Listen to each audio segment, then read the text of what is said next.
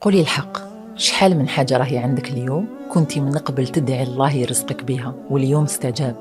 كلنا وبدون استثناء دعينا واستجب لنا سبحانه. اللي دعت نجاح في الدراسة، واللي دعت بعمل محترم، واللي دعت بزوج صالح، واللي دعت بالذرية، واللي مرضت ودعت ترجع لها العافية، واللي ربي سبحانه يسمعك في أصغر وأدق التفاصيل ويستجيب للشيء اللي فيه خير ليك، لأنه اسمه سبحانه المجيب. أبدا لا يحشم عبده ولا يرضى من سأله. وإذا راكي دوك تقولي أنا دعيت وربي سبحانه ما استجب ليش، فنحب ننبهك أن المجيب يجيب بطريقته في الوقت اللي يشوفه يناسبك، وبالشي اللي فيه خير ليك، ماشي بالشي اللي تتمناه هو فقط، لأنه الشي اللي انت تتمناه هو يعرف خفاياه ويعرف خيره من شره.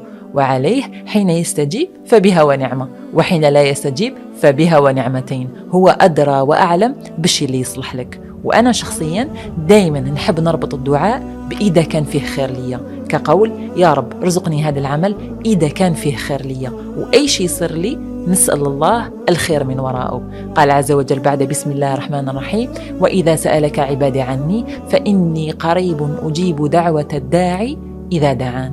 وهذه الصفة الربانية سهل جدا أنك تستنبطي منها خلق عظيم، ودوك نقول لك كيفاش. أول شيء استجيبي لأوامر الله، وهذا من أعظم صور تخلق بهذا الاسم.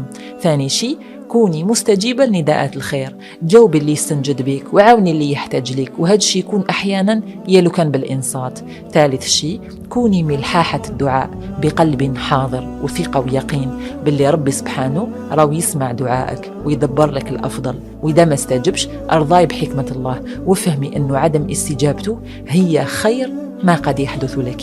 وقولي دايما يا مجيب الدعاء أجب دعواتنا بما فيه خير لنا، ومنحنا يقينا بأنك تدخر لنا ما هو أعظم مما نرجو. وكي العادة جدلتك انتي دوكا، احكي لي واش الشيء اللي استجب لك فيها ربي ورزقك به بعد ما قطعتي منه الياس. نتلاقاو الحلقة المقبلة إن شاء الله في اسم رباني جديد نتدبروه معي أنا جوري على جنة ستور.